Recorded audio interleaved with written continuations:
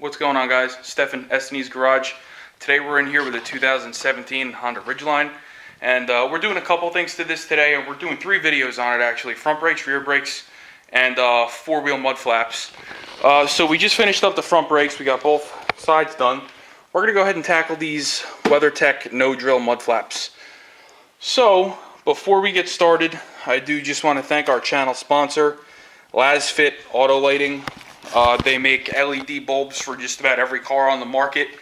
They have great products. I run several of their products on my other cars. You'll see some other videos on them. I'm going to drop a link description below, and that is my personalized link to them. If you purchase through that link, it helps the channel out. We greatly appreciate it, and they're kind enough to sponsor today's video.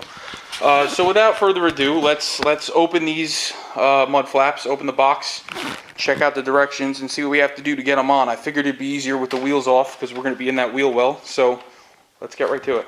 So these are actually ridiculously easy to install. We leave these clips here right where they are, and we screw right through them with 2 Phillips head screws. And we're going to go ahead and remove these 2 Phillips head screws, get them out of the way. We're going to line up the new mud flap, see exactly how it looks. Alright, we got the 2 factory screws holding the bottom in. Now we're going to go ahead and put the 2 top screws in. You'll see the little holes right there we're going to line them up with, and we're going to go ahead and tighten them down.